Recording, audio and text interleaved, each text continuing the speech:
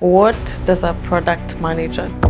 What are the important traits I need to have to be a good product manager? I got into product by accident. I did not know what product managers did. I would say UC Berkeley came about because of relationships. Getting a job for you was relatively easy. I was in a very big high. It was a really high. Like emotionally, psychologically, I was so excited. I'd never been that happy in my life. I couldn't remember a time that I'd been that happy. And then I just kind of went to a dip. Why did you come back over your career, and even just as it entwines with your life? What has been the most challenging moment that you've had? I would like to know, how did you land your first job? What can they do to, increase their chances?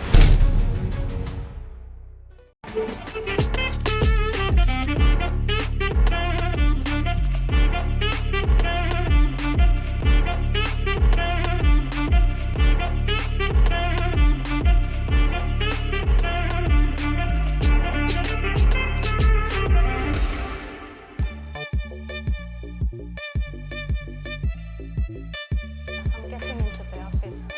Okay, bye-bye.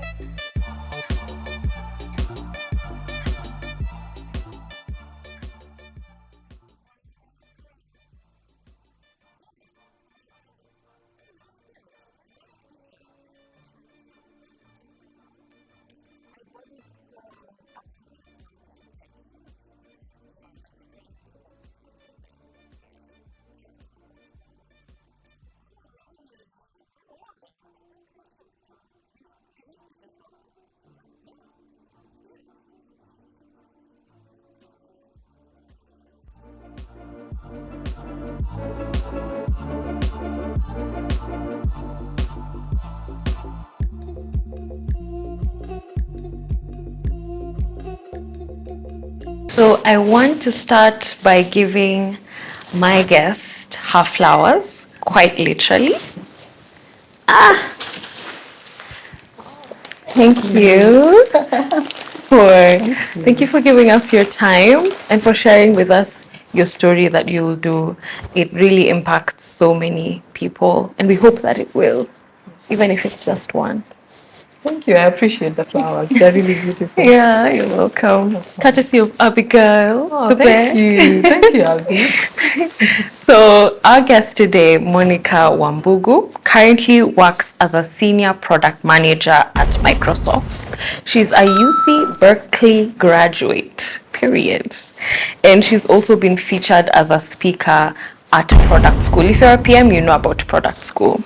So she has won multiple awards. Ladies and gentlemen, let's welcome Monicah Wambugu. Thank you. Thank you. Asante.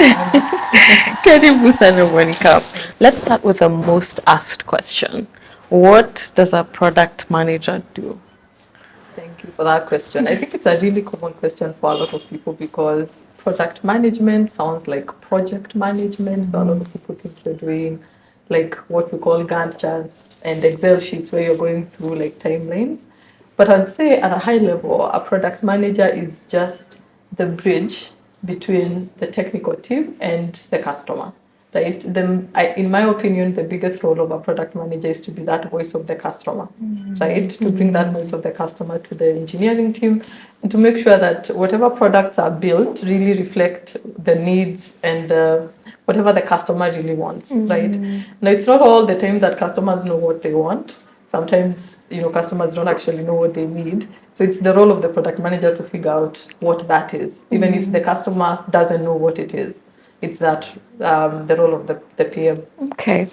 Recently, in a group I was in, a lot of people shared their views, unwelcome views, that product managers don't do anything, that their job is too easy, they get paid for doing nothing. What would you say to that?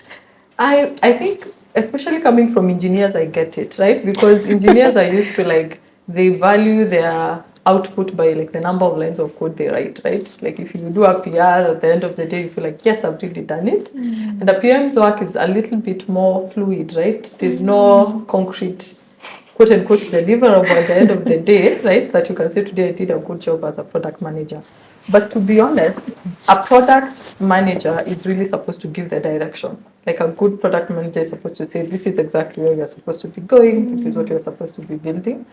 And if you lack that, even if you have the best engineering team, they're going to be building products that nobody wants to use and nobody wants to buy. And that is a really, really important thing, right? It doesn't matter how good your product is if no one is willing to buy it or use it, then it really doesn't matter. So I would say product, I don't really agree with that, right? The other way in which product managers define themselves is almost like the CEO of a product, right? So you're supposed to think about everything about that product, from how is it going to make money, how are we going to release it to the market. Everything around that product life cycle from the beginning to the end is up to the product manager. I also think that product managers really help teams be efficient, right? Because you don't want to be the one writing code and then you have a customer meeting that you need to attend. You have stakeholders that you need to align with and figure out, whether they agree with the direction you're going. You have data that you need to look at, right? All those roles cannot be done by the engineering team. So you actually need a product team to kind of help with that. Oh, that one, we'd have to cut that part out and send it to that group. That was very Yes. concise. You said something very important. You've described what a product manager needs to do. What kind of person is this?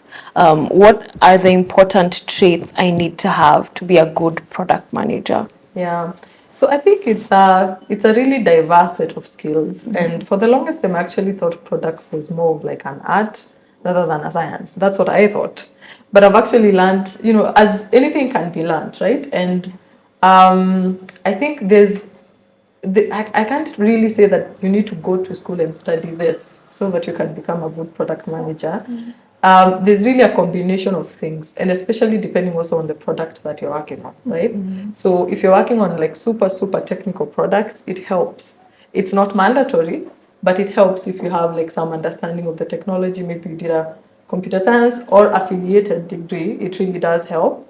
Again, it's not mandatory, right? I've seen like some of the best product managers, especially in like the school I was in, coming from different fields, even music. I've seen product managers who have a background in music, very, very, very diverse backgrounds. As long as they can really bring that voice of the customer, that's the most important thing. So I can't really say that there is one particular skill, but I'd say have a good understanding of how tech works, right? So that the basics kind of like you can understand the basics, right? It's not like you and the engineering cannot connect, because that's a really important part. You need to be able to translate what the customer is saying in very non-technical terms into like requirements and spec documents to the engineering team, who are very, very, very technical. So you do need to have that bit of a skill, but more so you need to have other skills like strategy, right? So this is where sometimes people who have a business background, they're very, very strong in this, where they need to look at like what is this product going to do in the next 5 years, 6 years. The strategy is really big. And in terms of things like OKRs, what we call OKRs or targets, most of the time, sometimes they could be money related, right? So you could be working on a product where you need it to make money. So if you need it to make money, then it means you need to understand a little bit of business to be like, okay, what are our costs? How much money are we going to make, and what are our margins going to be? So you do need to have a little bit of business as well. Okay, interesting. I have a theory that some personalities thrive better in some roles more than others. Yeah. And I'm curious to know what kind of personality would thrive as a product manager? For anyone listening and they're thinking, can I be a product manager? Yeah, there's no one single personality, to be honest. I think everybody can thrive. I know that I've worked in different products at different times in my career, and sometimes, let's say, I was working on very back-end products where I didn't get to talk to customers as much. And I'm not like a sanguine. I don't need to talk to people a lot to be happy. But I can imagine if somebody is like a really like a people person, they'd be like super bored if a product is like super back-end and it's not very engaging. At the same time, now currently I'm actually working on a product that's really consumer facing, and I get to talk to customers. So I wouldn't say that there's one particular personality. I'd say whichever personality you have, I think you'll be fine. It is good to also be self-aware in terms of yourself to know, okay, I'm this kind of a person, I enjoy this kind of products. You can work on other products, but eventually maybe you could try and find products that align more to like what makes you happy. Because at the end of the day, you don't want to be like unhappy when you're working on a product. You want to be super excited about it. That's Yeah. true. You've mentioned you're not a sanguine. Uh-huh. Yeah, tell us a bit about who you were growing up. What kind of child were you? Yeah, to be honest, I was a very quiet child, extremely quiet. Like I still meet some of my cousins and they're like, oh my gosh, we didn't think. Like I was quiet. I'd be that kid who's on the corner and not really like observing and looking at people, reading the room, and not really contributing as much. So maybe a lot of people, even family, were like, we didn't think you could talk like much. So I'd say I was really quiet, but I think being a bit introverted, I am very introverted actually, is also a strength. And I'm learning that because it helps you, one, become very empathetic, which is a really important skill in not just products, but even in tech as a whole. You need to have a lot of empathy. And I was very good at, even now, I think I'm really good at like reading the room and the emotions and understanding, okay, this is a tense moment, maybe we need to do this. This is a happy moment, maybe we need to do this. And that's an important skill. Interesting. Yeah. I have my baby sister is like much like you. Oh. Yeah, so she's introverted, but I can also see her coming out of her shell. And looking at your journey, you came from an introvert, but in a big sense, you've come out of your shell and done things outside your comfort zone. When did that change? I would say introverts still get out of their shell, right? You could be an introvert, but so for example, in my journey, right, I was really good at school. So I knew like in high school, I'm good in math and physics. So I was like, okay, I'm probably going to do engineering. But I wasn't kind of sure where, right? And luckily, a lot of engineers are introverts, so I felt like super at home. That was my crew. So I don't think there's a specific moment where I can say I came out of my shell and like now became outgoing or whatever. I'm still very introverted to date, but I don't think your personality should limit you in terms of what you can achieve. I think you need to be aware of yourself, right? You need to know you could be an introvert, but there are moments when you really need to speak up. Like for example, there's one organization I worked in, and I was so introverted, and I would go for these big meetings with like very senior people in the company, and I was like the youngest. I was the youngest, and I was also kind of like maybe the most technical. So everybody else would be talking about like fluffy stuff. So sometimes when I would want to contribute and say that will not work, I don't quite know how to say it. I don't know how to kind of voice. I couldn't, right? But then I learned that if I don't speak up, then my value in that team is actually not going to be felt. But the more I started like really bringing my opinions out and being like, okay, I'm an introvert, this feels really uncomfortable, I don't want to really speak up, but I really know that thing will not work. That idea that they're floating will not work. So I really need to speak up and talk. So I think there are situations where, depending on your personality, you need to push yourself, but I'd say whichever personality you have, you can do it. Just to reiterate to the introvert that's watching, and they're just like you in that meeting, what can you say to them that will encourage them to, you need to speak up, you need to kind of... I would say baby steps, right? The first day, you're not going to go and be like the one out doing the presentation, right? The first day, you kind of need to go slowly. And I would say, I gave myself a target initially, which was just like speak up at least once. And sometimes, just to make sure I hit that target, I spoke up. Like the first opportunity I got, I spoke, right? And I said something before other people said their ideas, and then I had to kind of either follow what they had already said. So that was my target, and I noticed that once I broke that ice, it was easier for me to then keep speaking later on during the meeting. So I'd say baby steps, do whatever works for you, right? Also try and just know that you're qualified and you have that in terms of your self-esteem, know that you're qualified, you bring value to whichever team that you're working in, and so be confident in like airing out your ideas. Okay, Yeah. thank you for that. So you've mentioned your background was technical. You even were a software engineer at some point. Yeah. Take us through the transition from that into product management. Yeah, I got into product by accident. I did not know what product managers did. I would have asked that question that you asked me at the beginning. My Let me give a bit of a history about my first job, right? So I did computer science. I did great. I loved it. I think at around my first year, I really struggled. Second year, I was like, okay, this thing is interesting. It's actually fun. I can do this. So I absolutely loved my computer science journey. Sometimes I wish I could go back and redo it. Honestly, I really enjoyed it. So I did great. I was so excited. And when I finished, there was a bit of pressure just to settle myself. I don't know if other people, once they graduate, they have that pressure to like, I need a job so that I can pay rent. There's usually that a bit of pressure. So I had a bit of that, and I was like, okay, I really need a job. Luckily, I'd worked in a bank before because of some other historical. They had actually picked me up right after high school. I'd worked in the bank a little bit, so it was easier for me to join a bank. Luckily, I was joining the IT department, and I thought, okay, at least it's IT, right? It's a bank, but it's IT.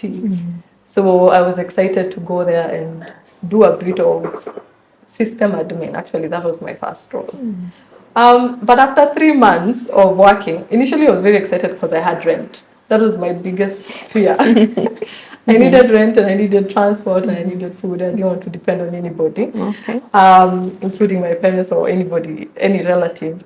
So after 3 months, I kind of realized, I asked myself, like, what am I doing? When I compared myself with other people we had just graduated with, obviously you will meet and you'll be like, what are you doing? What are you doing? People are giving you like stories of what they're doing. And you're thinking, oh my goodness, in 5 years, me and this person will not be on the same level. Because I am in a bank clicking a button. I used to just go in the morning and click a few buttons, move some files. It was very boring, to be honest. It wasn't in a position where I was really utilizing my potential, even if I was getting the rent that I needed. So I was like, no, I don't actually feel like this is the right place for me. I need to look for a way out. So I came from a bank and went into a startup. And that startup was very intense, right? It was back in the day, I was one of the first 5 engineers. And my friend was also working there, whom we had gone to university with. So he helped me kind of learn the code and all of that. So I became a software engineer, and I would say I really loved it because I had written code in school, but I realized when you're doing assignments and you're just doing like, okay, you need to write a small app to do this versus in the real world, they're two different situations. The real world is just faster. First of all, they're super tight deadlines, right? You need to write. I remember that was the one time that I was really pressured for time. And you have bugs, right? Maybe your code is not running, something is wrong. But you know that maybe by tomorrow morning, a customer needs to use this. Yeah. So it doesn't matter. Do whatever you need to do, but by morning, somebody needs to use this. So there's a lot of pressure, but I honestly think I learned a lot. I think I spent a year and a half, a little bit around there. That year and a half was really helpful. I learned so much, and then obviously you become better. So at the beginning, it's harder because you don't know the code base, and you're like, oh my God, what is this? You're learning all the technologies that company is using, and then later on, you kind of you just really become good at it, right? So when I got a call, a friend of mine at the bank, I still knew somebody there, and he asked me, Monica, what do you do in the startup that you work in? So I said, yeah, I do software engineering, but as is the nature of startups, you don't just do what you do. Yeah. If you need to go present to a customer, you're going to do it. The role I was doing was also dealing with a lot of data. So after collecting the data, we would build tools to collect the data. After collecting the data, it needed to be analyzed. So I had actually started getting into a bit of data analysis, and right, that is back in the day. So I also shared that I'm also doing a bit of data and all of these things that I'm doing. he said, okay, would you like to come for, there's a particular role in the bank still, back in the bank. Would you like to come and just interview? I'll send you the job description. I said, sure, what do I have to lose, right? He sent me the job description. It was a product management role. And I remember that I couldn't understand. I remember I saw go-to-market strategy. That is the one thing I saw, that one of your roles will be to do a go-to-market strategy. I was like, what is that? I've never heard of a go-to-market.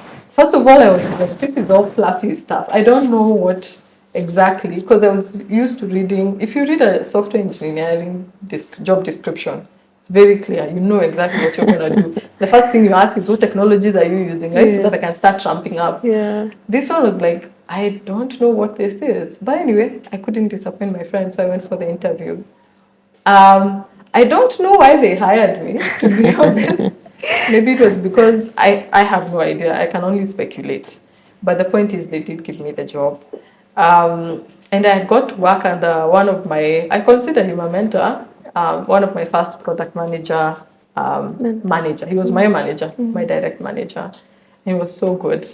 His name is DJ, in case he gets to see this. So DJ was just a great mentor. He taught me a lot. He was very, very brutal in terms of like his feedback. But I really learned a lot about product and thinking of, because I was very technical. To be honest, even then, when I started the product management role, I was thinking about it technically, like how is it gonna work? What is going to call what? Like I was just thinking about it technically, but DJ really helped me think about like, okay, but now look at the other side. How is the user experience going to be? How are users going to use it? How is it going to make money? That was the first thing. Luckily, I think I got lucky. The product I had didn't require to make money, but I still needed to kind of think about like how is it going to meet the cost, whichever cost you're going to generate. So that's how I stumbled into product. It's a long story. No, but, it's very clear. So we're going to put a pause on that. And I want to take you back to high school. You went to alumni of Kaga, guys. Kaga, very far. Kaga, yeah. So here you got to know maths, and like maths and physics are your strongholds, and you're like, I want to do engineering. So you went ahead and did a degree in computer science.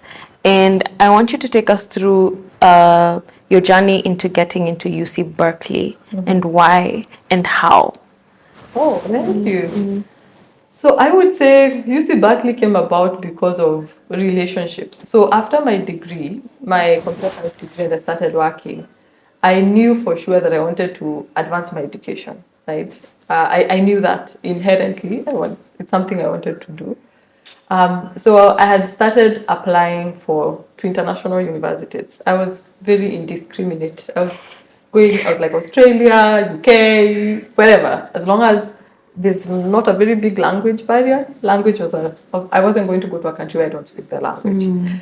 But as long as they spoke English, and English was the means of teaching, I was going to try. So I started applying, and I think I got a lot of rejections. I really did get a lot of rejections, to be honest. I had a really huge interest in the UK in particular, because I was like, I want to go to the UK, it's close. I can be taking flights back home very easily. It's not like very far away. If you go to Australia, you have to think about that journey home. It's not a joke. And the time difference and all of these issues. But I actually applied a few years, and for me, it was important for me to go to a good school that was good, especially in technical stuff. And also, I really needed to get funding, because I wasn't going to sponsor myself. And I didn't want to go and quote unquote hustle, in terms of the way people go to different international countries, and you have to work part-time, sometimes even full-time, right? People really struggle so that they can get their tuition, and so that they can get living expenses and all of that. So I really needed some sort of funding, and in terms of like a sponsorship. So the final year that I decided to apply, first of all, I used to apply to a lot of universities. I would do like 10 or 20, even 20, to be honest. And they charge, FYI, most of them will actually charge you an application fee. 20 in a month? In a year. Oh, in a year. So during an application cycle, this week I'd send to this one, next week to another one. And then I discovered I'm not doing a good job because I'm just sending like a very generic, most of them have this requirement to send something called a statement of purpose, or just like explaining why do you want to go to that university and all of that. So I always used to have just like a template and I'll just change the university name and be like, said. So I discovered this thing is not working. I'm not actually taking time to go deep into like one university and really get to read about that university, read about the program and all of that. So the final year that I tried, I decided I'm just going to do 3 universities. One of them would be University of Nairobi, the same place I did my undergrad. Unfortunately, the only thing that was needed there was, do you have the cash? Do you have the cash? Just want the money. I'm sorry to say it that way, but honestly, as long as you have the cash, you can do your masters. Not to hate, on terms of like my university, I love it. But okay, that was super easy. I did an application that went through. Then I did University of Oxford, and then I did UC Berkeley. And I wanted Oxford obviously because of the name, and I used to have an Oxford dictionary as a kid. It was like, what? Went to Oxford. But Oxford, I had tried, they have a degree called 1 and 1, I think 1 and 1, MBA 1+1, sorry, where you can do an MBA and still do a technical course. In the UK, a lot of times their masters are only 1 year instead of 2. So that's a big benefit. So this 1+1 was like you could do 1 year do the MBA and then 1 year do the other technical course that you had. But I realized I really had trouble.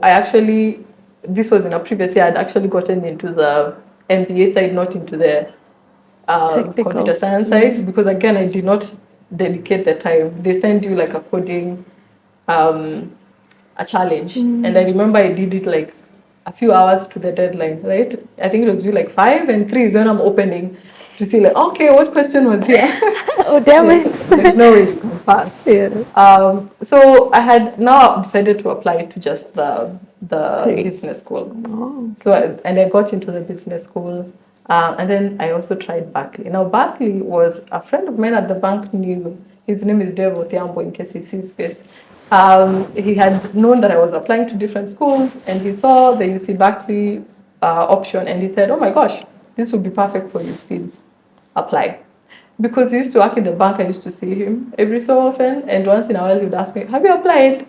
And there's a bit of I don't know. I didn't want to keep saying I haven't applied. And then tomorrow he asks me, and I haven't even started. Lazy. Yeah. Be like, oh my god, this girl is not serious.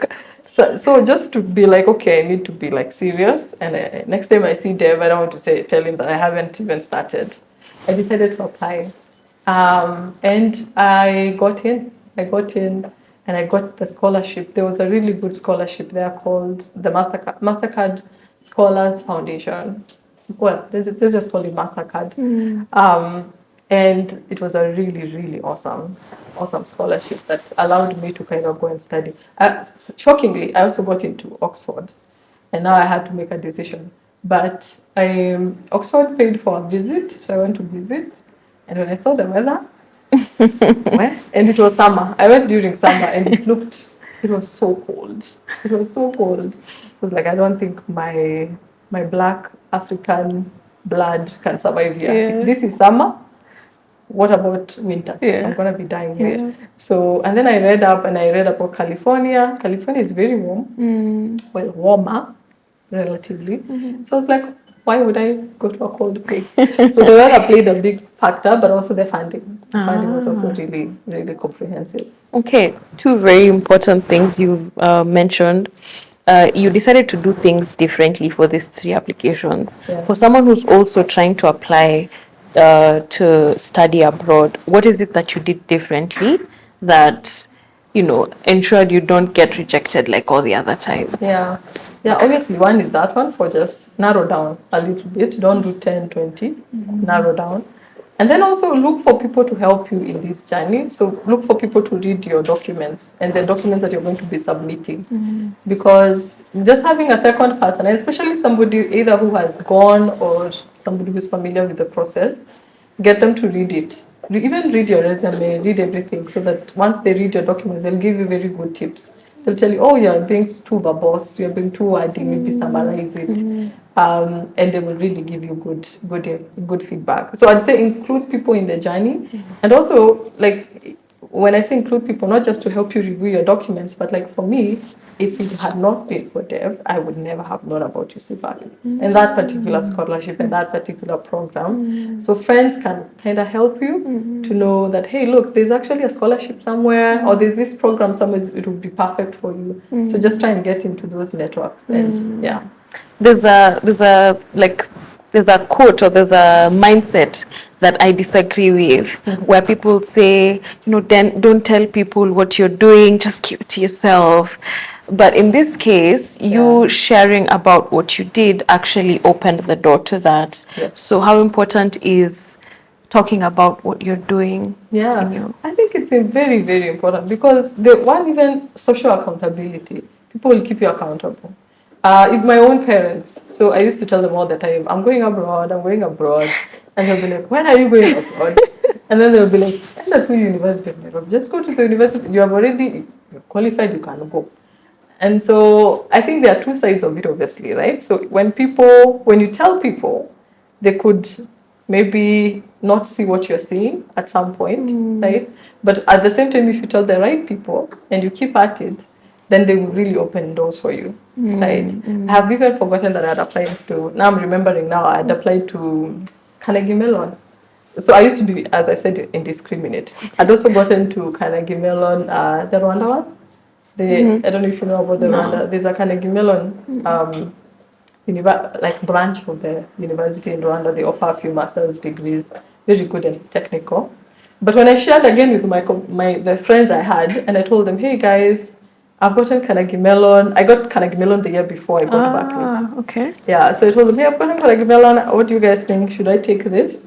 And they said, go to Pittsburgh, because we were going to be like the first cohort, either the first or second. So they were like, not that it's not the best, but it might be a good idea to give them a bit of time to kind of do it at least 1 time, 2 times, so that by the time if you're joining Carnegie Mellon, at least they've done it a few times and they've perfected the curriculum.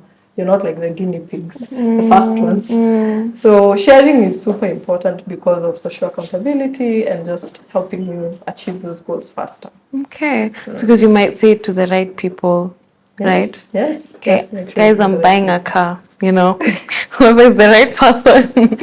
They might advise you to buy one model versus another. Okay. So there's someone listening here and they had that they mentioned you got a job. I feel like getting a job for you was relatively easy. Yeah. I would like to know, how did you land your first job? What can they do to, increase their chances, especially now in the... Yeah, unfortunately, I know the world has changed, because I've walked this journey with a lot of my friends, family, people who have done even computer science. To be honest, I'm a little older, although this is young techies. Yeah. But a few years ago, honestly, it was very easy to get a job if you've done computer science. Like the jobs were more than you, right? But I think as time has gone on, more people have come into the space. I feel like part of it it's harder to get a local job, right? So I've definitely watched people really struggle. They graduate with really good grades and then they really struggle getting that first job. I think I'd say, one, try and keep your head up. If you're on that journey and really trying to get that job, don't be discouraged. Try and keep your technical skills up to date, right? So if you have a 24-hour day, you don't have a job, you've graduated, maybe dedicate some time to sending applications and whatnot, but also dedicate some time to still write some code, just somehow keep practicing. If it's possible for you to volunteer, sometimes it's okay, right? As long as at the same time you kind of watch yourself so that you're not misused, right? You could volunteer your time, you help someone build a whole app and a whole company and they pay you nothing. But as long as it's a situation where you are learning something and it's keeping you kind of your skills at the right level, then it's okay. I'd also say look abroad, look outside of your immediate circle, right? Right now there are a lot of online opportunities that you could potentially make use of. But yeah, getting that first job, I'd also say if you can, also try to use your relationships. Unfortunately, the way the world works, we are very relationship oriented. And I remember even before I got the job at the bank, I had a friend who had just graduated a year before me. And he was very helpful when we were in university. He used to really teach me how to, when I used to be stuck, sometimes you're stuck, you have a bug that you haven't resolved in a few days. So after a while, you're like, why am I struggling? I could go to someone older who is very good at this language and can help me. Yeah. So I used to go to him and ask him questions, and he would help me out. Sometimes he'd give me books. His help would be take this Soma. C++, go read, or whatever. But I felt like we had a relationship. He knew me, he knew my strengths. So when he graduated, joined a company, I made sure I was like, hey, I'm graduating next year. And so I sent her a CV in advance, and I was like, please, in case you hear about an opportunity. So actually, I already had another job. He had already helped me out in terms of like, I had a job waiting for me, basically. Wow. But I decided to go to the bank. Maybe for the glamour, I don't know. I don't know what I thought. But I'd say relationships, people who are your friends, people who are in your industry can help you get those jobs. Sometimes jobs are not even posted. Actually, unfortunately, a lot of times, even before a job is posted, they're already thinking, who can we hire? Right? So, and I've also noticed smaller companies sometimes also just use referrals a lot. That's true. So they might not really be like just you sending a random application as opposed to like having somebody refer you. That makes a big difference. So Okay. that would be my advice. So you land your first job, and then you decide it's very important for me to study abroad. So you go study at UC Berkeley. I'd really like to know, because it's always quite glamorous. Oh my God, Monica's gone to California. What kind of struggles did you go through in your journey of studying abroad? Yeah. Yeah. So the thing with UC Berkeley when I joined, first of all, I was in a very big high. It was a really high, like emotionally, psychologically, I was so excited. I'd never been that happy in my life. I couldn't remember a time that I'd been that happy. And then I just kind of went to a dip. And I learned later that it's a very common thing when you go abroad, you go to a university abroad. There's always the joy, and then there's usually a dip. And the dip comes in when reality hits. Like, oh my God, yes. First of all, there's a bit of loneliness. Unfortunately, you're far away from the people you care about. Very far. You have to either call them early in the morning or late at night. And it doesn't feel the same. And then just the amount of reading and work that you need to do. So to be honest, the studying abroad, especially just that specific university, it was intense. It was just intense because first of all, the way people read, the way you do class is very different from here. Yeah. When I was in the University of Nairobi, I just needed to show up to class. And I was a very good student, but I never used to miss classes at all, really. Unless they were very early in the morning and I overslept. But I'd be like on time with my notes, writing. Go to Berkeley and it's like they give you readings. And I mean like serious readings. You could be given, if you were to print them out, it's like almost like very many pages that you need to go through. Read, write your own notes. When you come to class, it's a discussion. You're all discussing because you're all like, all of a sudden you're experts, right? And the teacher is the professor is just facilitating the conversation. And actually, if you don't talk, now talk about being introverts. If you don't talk, there used to be somebody in the class who's actually taking, like, Monica spoke, making a note. Flani talked. So you have to talk. If you didn't participate in class, it would affect your grades. You'd actually fail. So I had to kind of get out of my shell, and then I learned that I was very soft-spoken. Whenever I spoke in class, people didn't hear me. So I had to feel like I'm shouting in order for people to say, okay, I could see heads nodding. And then also just sometimes even just my accent, right? I had to kind of bring in like a slightly Americanish accent so that people could hear me. But sometimes you just go to class and you haven't read, right? And it's a human thing. You just haven't done the reading. And then you have to kind of watch and spectate while everybody else is is doing this. So I'd say it was a bit challenging just in terms of me changing the first, would I say, semester was kind of hard because I was like, what is this? I have to do all these readings. I want to walk around. I want to see California, to enjoy myself. But now I'm stuck in my room or in the library, like I'm not even having time to do anything else because I'm just reading. And I know class is coming. I should also say most of the time you're evaluated. Here the way you have exams at the end, that's not the way it works there. You have to do your readings, and then there's like some questions that you have to answer on the portal. We used to have a portal. Then you'd go in, answer the questions. So if you don't fill that in, and you have to do that sometimes before you go to class. If you don't fill that in, then you're gonna fail. So the thing I liked about it is that I felt like I read so much. First of all, I read so many technical papers, like papers that people have done, research papers.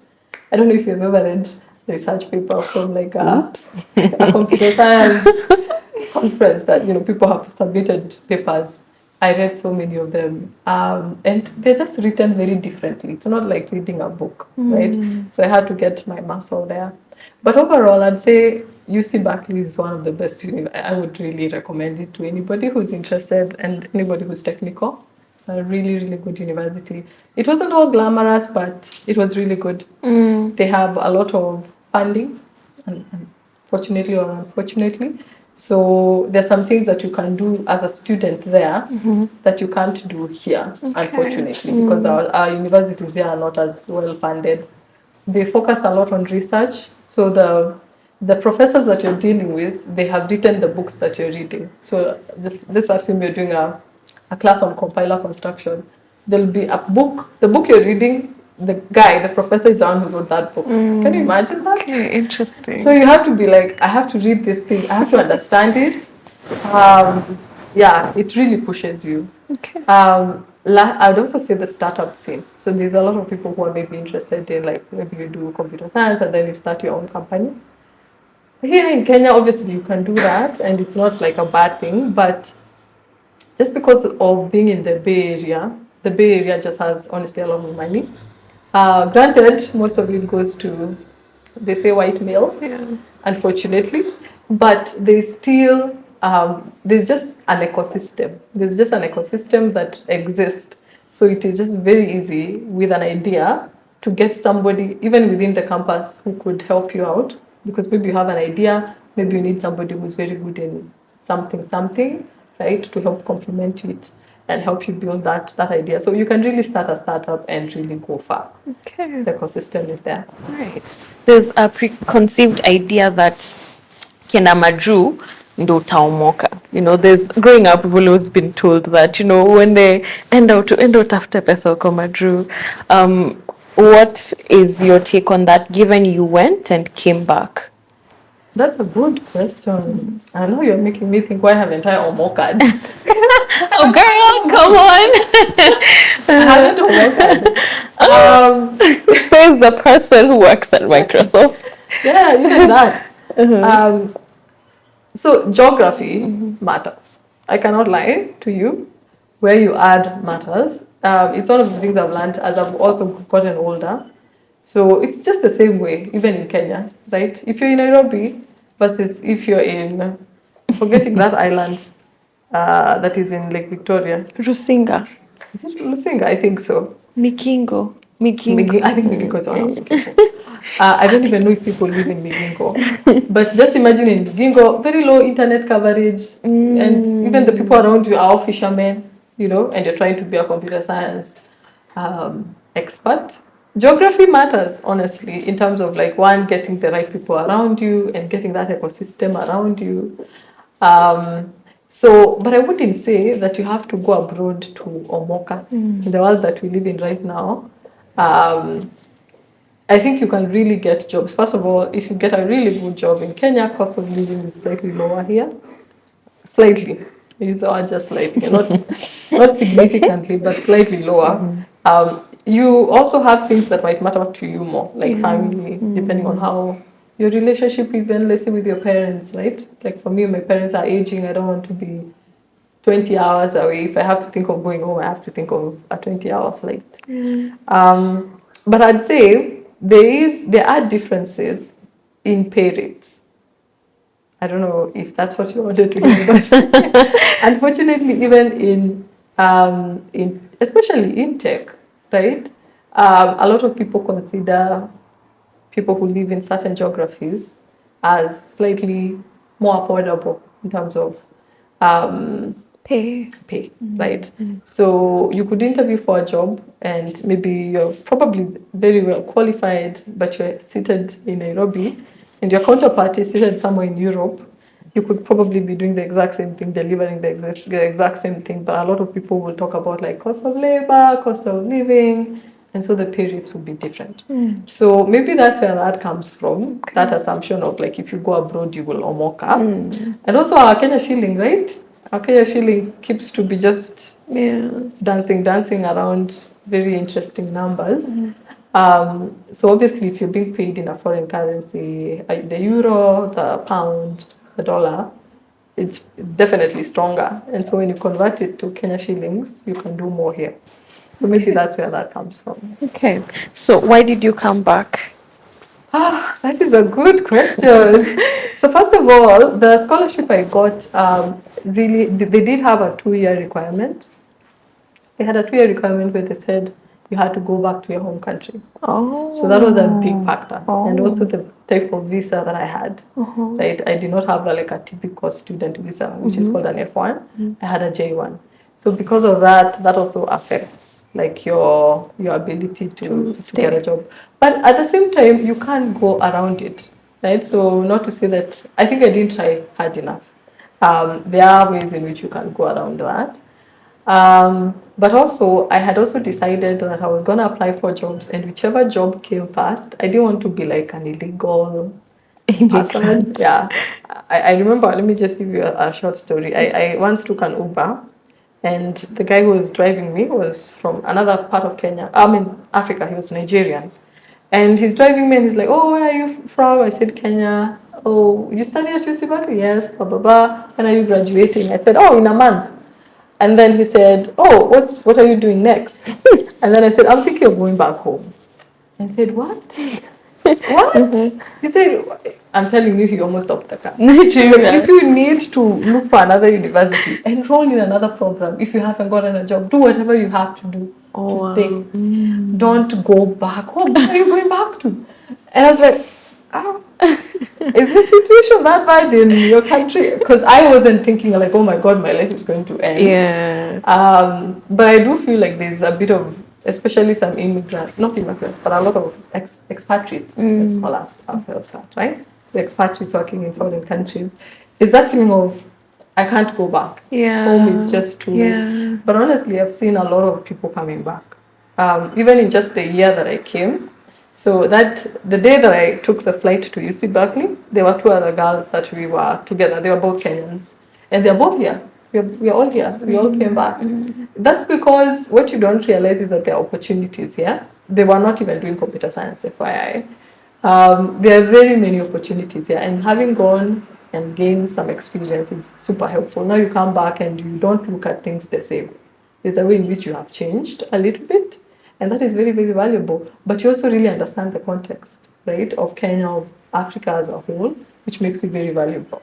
So I think that's why I came. Those would be my reasons. Okay. Yeah. Were you scared that you wouldn't get a job coming back? I had a job by the time I was coming back. Oh, okay. Yes. How did you get the job? Relationships. Going back to relationships. I actually had 2 jobs that I had to decide on. Period. But one job, I just want to tell you that jobs can find you anywhere, right? So, for example, in one of my classes, I had a friend, just somebody in class who used to be in class. All I knew is that guy and I, we take the same classes. Yeah. And then one day we are talking and he asked me, where are you from? And I said, I'm from Kenya. And he's like, oh, okay, I actually have a company in Kenya. And he offered me a job. Wow. And I did not take the job for my own reasons. But I think I realized I was in a room, in a classroom, and this person next to me could actually have a solution for me, right? So you see, the whole time we had been in class, he was doing a soft interview, I would say. He was doing a soft interview. He was looking, okay, this is how she thinks, this is what So it's almost like that's why it was very quick, so that when he said, I have a company in Kenya and I would like to offer you this job, it was like instantaneous. But at the same time, I had the startup I'd worked in as as a software engineer. I had connections, I had friends there, so I just went back there as a product manager. I think they had really, the company is called Ajua, actually, I could share that. And the founder and the co-founder are really good friends. They were good friends back then. They really, even when I was applying to different universities, they were like, apply to MIT, apply to California, like apply, you can do it. They used to really encourage me. And so I really had that friendship, and I felt like I could go back and make a difference in that company. Okay.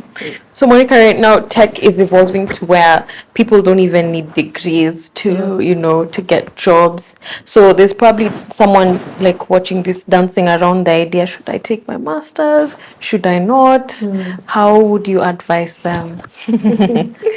Especially now. It's a very difficult question. Yeah. It's a very difficult, very, very difficult question. I would say it depends on your goals. A master's degree can help you in some situations, right? For example, let's assume your goal is to relocate. Yeah, I'm just using that as an example. Let's assume that after a while you want to work abroad, not just work remotely, right? Let's assume you actually want you and your family to go to, let's assume, Canada. If the more educated you are, they will look at you as a highly skilled person. So it means a lot of the documentation, the visa process, that whole process is just easier if you have more formal education, right? But I wouldn't say just do that for the sake of doing it, or just because, okay, I want some papers, and I think if I get this master's, then it will be easier for me. I'd say do something because you really think you're going to learn something. If you're not going to learn anything, don't do it. I have been thinking about a PhD myself, and one of the things that has been like on my mind is, if I don't have a good problem that I want to solve, because in PhD you're supposed to be solving a problem. I think for us Africans, it used to be just like a status. Yes. Just to say, man, I have a PhD, and then you change your name and start being Dr. Monica. I keep be calling me doctor. So rather than just the glamour, do I really want to dedicate 3 to 5 years of my life just to get a doctor in front of my name, right? And sometimes it might not even translate to the money because again, another motivation is money. I want to do the master's or the PhD so that I can get more money. What if that doesn't happen, right? Then you might be very disappointed. And especially PhDs, I know for sure a lot of research has gone in to say that PhDs actually don't make economic sense, especially if you do them in some certain countries where it's very expensive and takes like 5 years. So you want to do it because you genuinely have a problem that you want to solve, or something that you really, really want to learn in the case of masters. So don't just do it for the sake. That's pretty solid advice. Thank you. So now you come back, you have a job already. Take us through the journey leading up to Microsoft. So I would say, again, I think it was just coincidental. It just happened. It wasn't I was just going through the normal day, and then a recruiter reached out, and I was like, okay, let me try and do an application. I had reservations. It was in 2019, so I had reservations about it. And looking back, obviously, there are a lot of things that whenever you make a career move, there are many things you need to consider, right? You need to consider yourself, where you're at in your life. You need to consider like money, obviously, right? You need to consider the product or the work that you're going to be doing. But yeah, honestly, Microsoft was just interesting. I just applied and I got in. Okay. It's been an interesting 5 years. It's coming to 5. Before we get there, you had reservations. What were those reservations? BigTech. Ah. Yeah, it's just I think the assumption, or the I don't know about you and how people think about BigTech. A lot of times people think about BigTech as, my friend gave me an analogy of like a big ship and like a speedboat, right? So in startups, it's like things go like at a certain speed. right? You can change direction, you can do, it's like like a speedboat, right? Now, big tech are like those big ships that can come from, let's say, Mombasa and go all the way to Mumbai or something, or I don't even know where, well, India. And they will take forever. They will go slowly, they will go long distance, but they will go very slowly. And if you want it to change direction, that thing, it's super hard. So I think I was just concerned about that because I was used to being in a situation where I had a lot of when you're in startups, you have a lot more responsibility. Yeah. When you go to bigger companies, you have you're given okay, this button. No, I don't mean a button, but at least just this small area is yours. You don't need to think about everything else. Yeah. And I think there's something that you gain from startups that is, I think, slightly harder to gain when you're in big tech. Interesting. Yeah. Wow. All right. So I'd like to, because a lot of people, there are a lot of techies, their dream is to work in big tech. Because obviously the money, there's some prestige to that. What do you think you did that increased your luck, your chances of getting into Microsoft? Is it hackathons? What do you think that you did that you would say, actually, guys, you can do this a bit more? I think the first thing I did was I did prepare. I will not say I did not prepare because I did. But my preparation was not the product managers don't have coding exams. Yeah. The funny thing, one of my interviewers actually gave me I forget the exact question, but he did give me a really, really super technical question that you'd ask a software engineer, right? A data structures question. Question. So it's I'm a PM. Are you sure you're interviewing? But I had to answer it, right? Yeah. And part of it was I think I remember some of my data structures, but I hadn't practiced. And if you're an engineer and you're trying to get into these roles, unfortunately or fortunately, you just have to prepare. So I think it's good to really, really prepare very seriously. I feel like even when I was applying for Berkeley, one of the things we needed to do, there's some exams sometimes you can be asked to do, and GRE. I don't know if you've heard of GRE. No. GRE is an assessment that you have to do. In a lot of the technical master's programs, a lot of the big universities would ask for GRE. Okay. So you need to read for that thing. Even if you have, by the way, if you graduate, let's say from, let's say Form 4, right? You're given the GRE, you'd ace it. You'd ace it because everything you did, right, is very simple math, English, very basic stuff. But because you've rusted, it's just been a while, you kind of need to remind yourself. So I'd say if you want to get into big tech, one, sharpen up your skill, try and remind yourself those things that you might have rusted. You might be in a job and you're not using maybe there's some parts you're not using. So you need to kind of freshen up. So that's the first thing. I would say also, if you can get a referral, going back to the referral, a lot of big tech companies, all big tech companies have a referral process. So that means you could ask someone, and I'm sure you might know someone. Again, if you're in university, maybe there's somebody who's 1 year ahead of you who's in such a company. Just ask them, hey, can you refer me, right? And send them your resume and your stuff. That makes a difference. That really, really makes a difference because I think a lot of big techs believe that if you hire a really top performer, a really good person, chances are they hang around other super talented folks. So try get a referral, try sharpen up your skills. And then I'd say be very confident when you now go for the interview. That's the hard thing. Be confident, and because that is one of the things that I had to really do when I went, because what happened with us when I went for my interview, we all sat in a room, and so we started talking, all the people who had come for the interview. So we were gauging each other, and honestly I was like, oh my god, this now I'm gonna get selected. Again, it's all these talented human beings. Yeah. But I just was like, you know what? Let me give it my best shot. Let me try my best.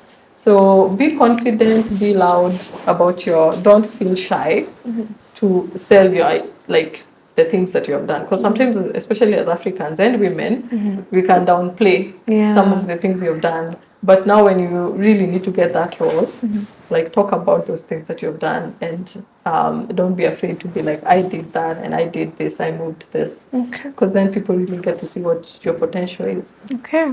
So you said a recruiter reached out to you from Microsoft. Yeah. Is there anything that you did outside of, what you've just mentioned? Were you sharing your work? How were you visible to this recruiter?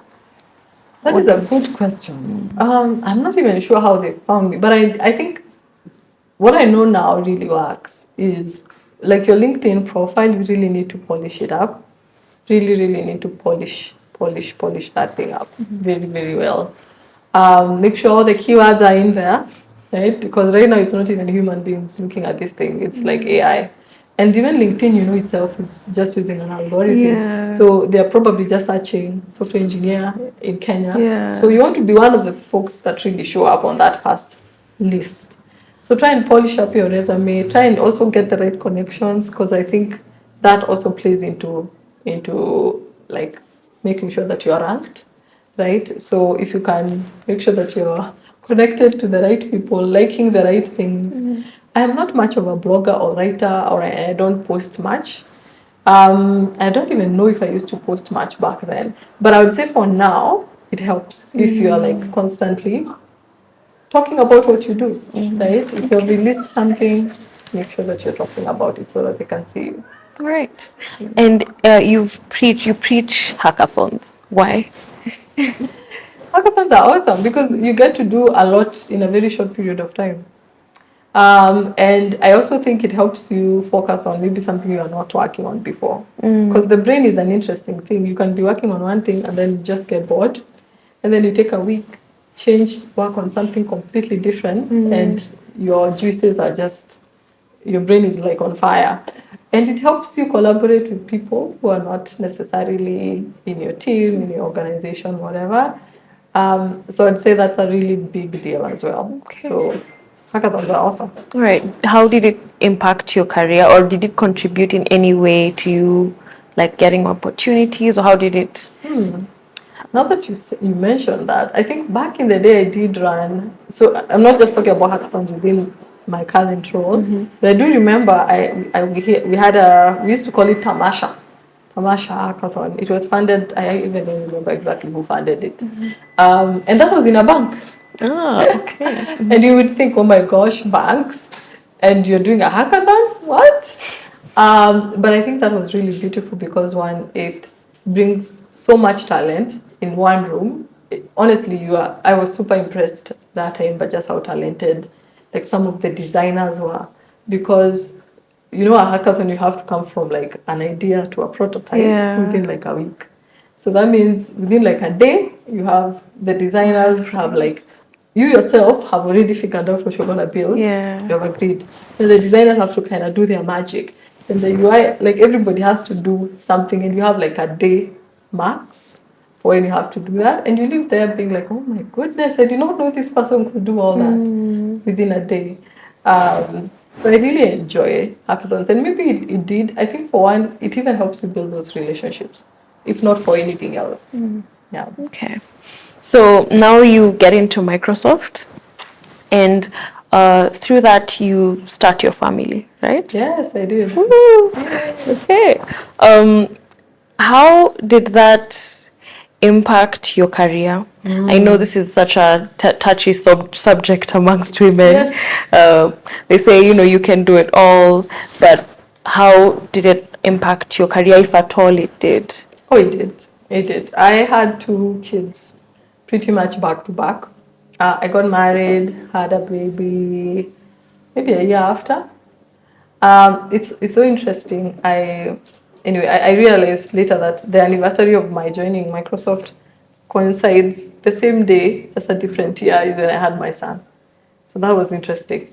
I would say family definitely really affects you. You do a lot of growing up really quickly, right? Your whole life you think, oh, I'm super mature, I'm awesome. Then you get a family, you get kids in particular, you're like, where? I really need to kind of pull up my socks. I think it affected me in a good way. I'm lucky that I had my kids during COVID. my firstborn was actually funny thing. There are people who never saw me pregnant or having a baby. Both of them actually, because 2020, one was in 2020, the other one was in 2024. COVID helped me in terms of just work from home. Before then, we had to go to the office. So it means, especially during that first pregnancy, I had a difficult time with just the normal challenges of being pregnant. So just having that flexibility of like, I'm really tired. I feel like I want to put my legs up, you know? You can't do that in an office. Yeah. You can't do that. Or I want to keep standing up, you know, because I'm uncomfortable.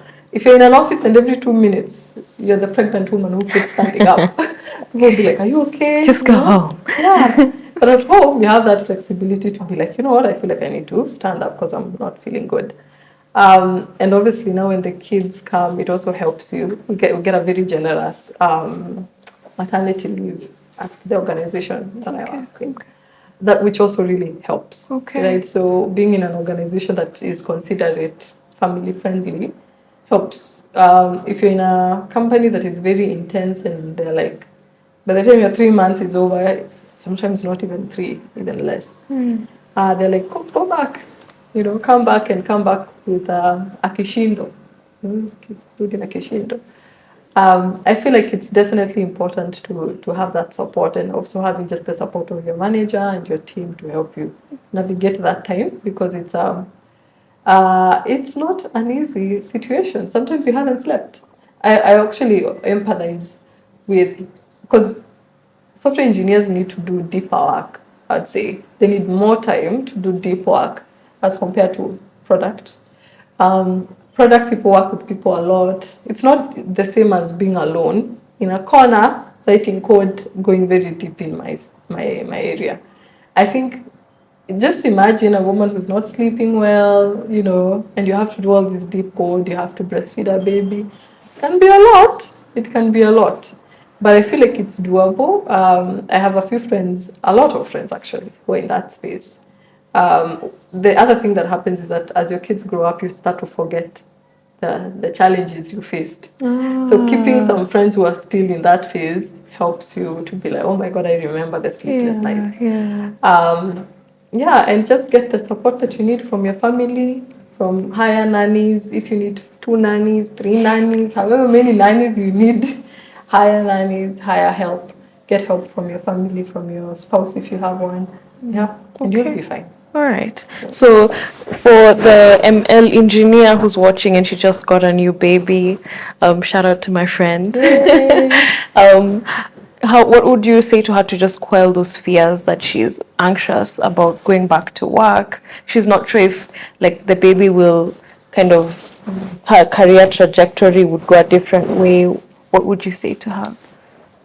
I am very radical in this space, by the way. So first of all, I always, I'm that kind of a person who likes to be like, my priorities need to be right. So for a new mom, I feel like it's okay. And for me, my priority is my kids.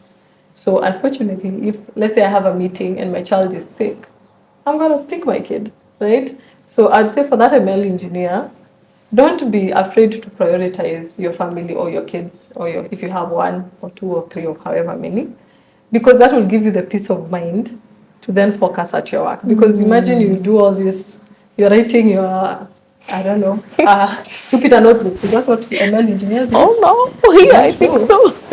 So you're writing a Jupyter notebook there, and then you're thinking, oh my God, my child has a fever. I need to take them to hospital. You can't concentrate. You can't do a good job. Yeah. So just prioritize and be like, you know what, family first, and that's okay, right? I think I'm really keen on like different seasons of your life, and it's okay to be in a season where now your kids are kind of priority. There's a time when they're not gonna be there. Like for example, my own parents are empty nesters. They keep asking us, "Oh, Jenny, please come," and we're like, God, come. We have to plan. Yeah. So there's a time that will come. It doesn't have to be like 20, 30 years later. Even as they grow, they will not be as needy. So I'd say just prioritize what matters to you. And if it's your family, if it's your own health, if it's going for a walk, right? So obviously with pregnancy and motherhood, a lot changes in your body, in your mind. Sometimes you need to go for a walk. And that means that maybe you will spend less time working on something because those 30 minutes you'd have been responding to emails or something. So it's okay, just focus on you and on your baby and then focus on your work. So one of the things that I think motherhood actually helped me do is become very, very, I don't know how to put it. I know how to separate things. If I have 30 minutes to do something, somehow by some magic, I will do it in 30 minutes because I'm like, I have to get it done. It's almost like the way, when you're in school, generally, I don't know if you are like me. If you have an exam tomorrow, there's a concept maybe you've never understood, but that night, because Kesho, I'm going to be tested on this thing, I have to really master it. Your brain just like opens up and you get it. I find that motherhood does that to me sometimes. Obviously, if you're low on your omega, there's something called omega, pregnant women struggle with something called mommy brain. So you take your omega and your supplements, but you will do it. Motherhood makes you very efficient. You become very efficient, you know how to manage life and multitask. So it's a strength. I don't actually look at being a mom and a working mom as like a negative thing. It's a really, really powerful strength. Okay, thank you so much, ML engineer. You know Yay. yourself. So as we conclude, thank you for sharing some of your challenges throughout your journey. I would be very curious to know over your career and even just as it entwines with your life, what has been the most challenging moment that you've had? That's a really good question. One specific challenging moment. I think I've had many. Let me pick one in UC Berkeley. It wasn't like a big challenging moment, but it's still a challenge. I'd say imposter syndrome. That is probably the biggest one, and I think it's still something that women and men, in tech even, we really do face imposter syndrome, where you feel like, oh my god, I don't belong. Everybody here is a genius. I'm not a genius. I remember there's a time in UC Berkeley, the first day we joined, everybody had to introduce themselves. Actually, imposter syndrome, let me even start at University of Nairobi. At University of Nairobi, the first day of class, people introduced themselves and they said the secondary school or the high school that they came from. So guys are like, oh hi, I'm from Alliance. Hi. All the big names. You say Kaaga girls. What? And they're like, what? Luckily there was somebody else in the class from Kaaga girls. But I was like, oh my god, everybody here is like, geniuses. And for a second I thought maybe I need to go study math. Because again, I was good in math, so I thought I would just go study in math. Maybe we have other people from Kaga or like such schools. So I really thought a bit lower. Some people had come from secondary schools and high schools where they had written code before. I had never written code in my life. So it was also like a time of like, oh my goodness, this person has been studying at Strathmore. They were doing this thing while they waited to join, and they're already super skilled. They can write so much code or in high school. So I did have a bit of imposter syndrome, and I'd say that first year was hard. But once I got over that, and I was like, hey, wait, this thing is fun. I'm really good at it. I can do this. Then I found that my second, third, and fourth year, actually I look at my grades, and I'm like, I don't know who this is. It's like two different people. The first year, because of the imposter syndrome, can affect you, even in your performance. But once you get comfortable, second year's idea, I was like, oh my god, it's like somebody else. All these grades are awesome. And the same thing happened in Berkeley when I went, and people are saying, oh, I was working for Flickr before I came here. I was working for Yahoo. I was working for Google, and you're like, oh my goodness. And we're in the same class. So you'd feel like you're not there yet. And also, just imagine people are coming from all over the world into that class, and so you're thinking geniuses from Korea, from China, from Africa. I was the only one. Actually, I was the only black student in that whole school. Not UC Berkeley, but the school that I was in was called School of Information. Luckily, the following year, a Kenyan lady joined me together with a Nigerian guy. So I was like, yay. So imposter syndrome is a thing, and it can affect you even as you think that you're growing older, so it's not affecting you, but you might still find yourself in situations where you are like, you're not very confident. So I'd say it is a challenge that has affected me, but I would say that I have learned that you also have to cultivate your own confidence, and maybe it means kidogo kidogo, just those baby steps, slowly trying. Because at UC Berkeley, by the time I was finishing, I was like, oh my god, this class and the class I had in UN, it's, I don't mean they're exactly the same, but human beings are equally. There's some really brilliant people I studied with at UC Berkeley, but there are also some super brilliant people I studied with at UN. So I really believe that there's that uniformity of talent and brilliance. Maybe opportunities are not the same, but brilliance is the same across the board. Yeah, it's very, very funny you say that, especially the imposter syndrome, because anyone who would meet you in a room would feel the exact same way. You know, oh my God, these people are from Microsoft, you know? Like we always go through that with other people. I remember reading something that said when you step into a room full of people and you're a bit intimidated, you know that everyone is feeling the same way. Yeah. So I appreciate you sharing this because it helps whoever is watching feel like they belong. Oh, I'm not alone. You know, we all have inherently the same human experience. Exactly. Yeah. Exactly. So thank you so much. Well. Thank you so much, Monicah. I want you to finally conclude for us with what would you say to your younger self if you met her, like on your way home? Oh, I would say put in the time, be confident, put in the time to study, to improve yourself, to become better. And just go after your dreams. Have big dreams, right? Have the biggest dreams that you can find and go after them. And don't ever feel like umefika or like you have gotten to that point where you're comfortable, but keep challenging yourself to be better. Okay. Thank you so much. Any final word to techies in general? Techies, okay. I think my advice to techies, I'd say this space is just, we haven't even scratched the surface, right? We haven't even scratched the surface. If you just keep a bit of track in terms of like what is happening globally, there is just so much, so much, right? Especially, I'm gonna go into AI now. Yeah. Especially with AI, honestly, and not just that, but as evidenced by that, we have really, there's just so much opportunity. There's so much we can do in this space. So let's try as much as we can, especially young techies in Kenya, in the region, to really like pull up our socks. Let's challenge ourselves, look for opportunities. Don't let anything limit us that we might have, right? Let's not even build for Kenya. Sometimes I like to say that let's not think that we're just building for here. We're building for the whole world. And let's challenge ourselves to be better.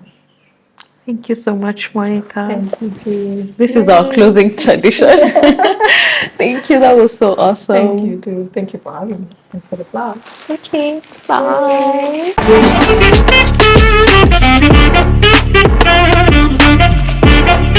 Bye.